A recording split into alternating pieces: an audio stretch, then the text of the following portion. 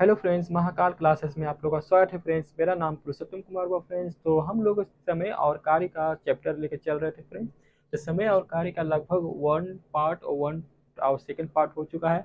आज मेरा पार्ट 3 है। और जो मेरा पार्ट 1 या वो 2 हो चुका है वो टाइप बाय टाइप हो रहा है। आप उससे लगभग एक क्वेश्चन है, मतलब आप उससे 10 क्वेश्चन बना सकते हैं।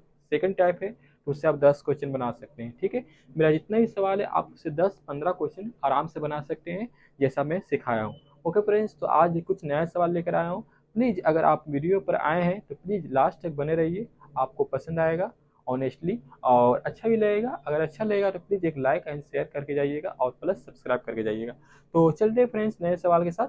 देखिए, पहला सवाल क्या है, यदि कोई व्यक्ति किसी काम को 30 घंटे में कर सकते हैं, यदि वह अपने पुत्र के साथ मिलकर वही काम करे तो काम 20 घंटा में पूरा हो जाता।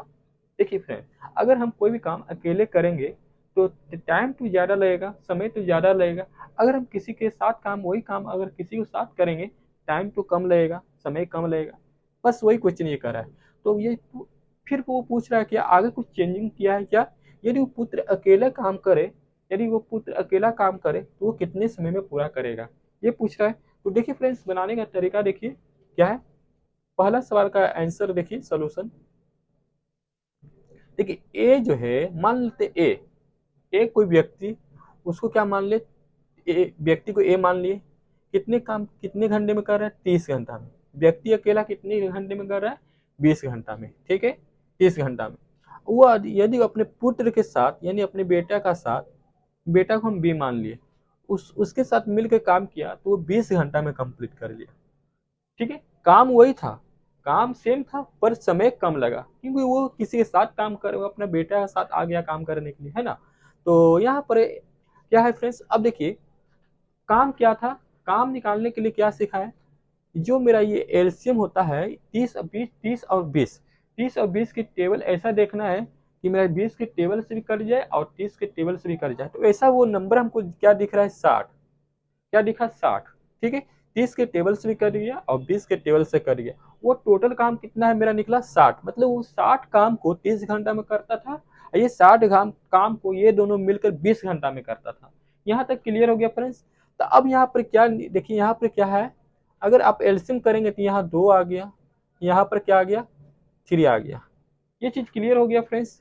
अब यहाँ पर क्या आया, ए और बी। अब देखिए फ्रेंड्स, यहाँ पर क्या है, देखिए अब यहाँ पर जो है, यहाँ पर देखिए एक चीज यहाँ पर सिखा रहे हैं क्या, ए और एक, ए प्लस बी, ए प्लस बी मिलकर कितने काम को कितने मतलब 60 काम को कितने घंटे में कर रहे हैं, 20 घंटे में कार्य कर रहे थे। कैपेसिटी कितना हो गया, टोटल का कैपेसिटी कितना हो गया मिलकर, 3 हो गया। कैपेसिटी मेरा क्षमता कितना हो गया, 3 हो गया। पर अलग अलग क्षमता है ना, इसका क्षमता कितना है, 2 है, पर इसका क्षमता कितना है, 1 है। क्लियर, टोटल कितना क्षमता हो गया, 3 हो गया। समझ में आया, यहाँ 3 कैसे हुआ, क्योंकि देखिए ए का क्षमता क्या था, 2 था, बी का क्षमता क्या था, 1 था। तीन दोनों मिलकर काम किया तो 3 बन गया क्षमता। समझ में आया। तो दो का ए का क्षमता यहाँ 2 लिखिए और यहाँ टोटल 3 बनाना था। 3 बनाने के लिए बी को कितना काम करना था, 1, मतलब कैपेसिटी कितना आया, 1 आया। अब कैपेसिटी जब 1 आया है तो टोटल काम मेरा कितना है, बी का काम पूछा, बी अकेला, मतलब बी अकेला उस काम को कितने घंटे में करेंगे। यानी मेरा 60 है और यहाँ कैपेसिटी क्षमता कितना दे रहा है, 1। यानी एक क्षमता मतलब एक यूनिट से, मतलब एक क्षमता, एक एक यहाँ पर आया, क्या आया मेरा, 1 आया। एक एक आया, ये वाला 1 है, ये वाला 1 नीचे से डिवाइड कीजिएगा तो मेरा कितना आ गया, 60 घंटा। 60 घंटा वही, मान लीजिए ए और बी मिलकर काम करते हैं तो दोनों को क्षमता मिल जाता, दोनों को क्षमता मिल गया तो दोनों की क्षमता कितना है, यहाँ पर 30 है, यहाँ पर 60 है, तो दोनों की क्षमता मिला तो कितना आ गया, 20 घंटा। जैसे यहाँ पर 20 घंटा आया, तो समझ में आया। यहाँ पर कैपेसिटी है, इसका क्षमता कितना, 1 ही है। ये तो 60 मतलब 1 ही है, तो 60 काम को करने में कितना घंटा लगेगा, 60 काम मतलब 60 घंटा लगेगा। समझ में आया, यानी एक काम करने में 1 घंटा लगेगा, दूसरा काम करने में 2 घंटा, यानी 60 काम करने में उसको 60 घंटा का समय लगेगा। ये क्लियर हो गया फ्रेंड्स। तो आगे देखते हैं सेकंड सवाल, पसंद आया होगा फ्रेंड्स। आगे देखते हैं, अगर कुछ थोड़ा सा मिस्टेक हुआ है तो इसके लिए सॉरी फ्रेंड्स, पर ऐसे ही इसी तरीका से आपको बनाना है फ्रेंड्स। जब बोलने में कुछ गलती हो गया हो इसके लिए सॉरी।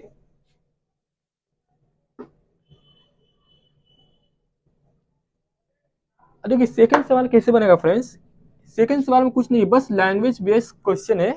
क्या है देखिए, एक रंग कर्मी एक मतलब किसी चीज को रंगने में 24 घंटे का समय लेता है, पर वो क्या करता है 6 घंटा वो रंगता है, ठीक है 6 घंटा वो कंटिन्यू काम किया, पर 6 घंटे बाद वो विराम ले लिया। मान लीजिए 6 घंटा वो विराम किया तो कितना मतलब 24 घंटा में उसको रंगना था, पर वो 6 घंटे तो ऑलरेडी विराम ले लिया, यानी 24 में से कुछ भाग ही 24 में से 6 भाग तो ही रंगा है ना, 6 भाग ही रंगा है, क्योंकि उसको कितना घंटा लग रहा है रंगने में, 24 घंटा लग रहा है। एक चीज देखिएगा 24 घंटा लग रहा है, ध्यान से देखिएगा, उसको रंगने में एक रंग करने में कितना घंटा लग रहा है, 24 घंटा लग रहा है। 6 यानी 6 घंटा में कितना रंगेगा, 6 भाग रंगेगा, 6 भाग रंगेगा, ठीक है। तो यानी यहाँ पर कितना भी भाग बचा हुआ है, 18 भाग बचा हुआ अभी भी रंगने के लिए। 24 में से 6 गया, कितना बचा 18 बचा, यानी 18 भाग बचा हुआ है। तो टोटल कितना था मेरा 24 था, यानी मेरा आंसर कितना आ गया 3/4। इसका फ्रैक्शन ऑफ डेसिमल में लीजिएगा तो कितना आ जाएगा 0.75। फिर से ये समझा देते हैं इससे फ्रेंड्स।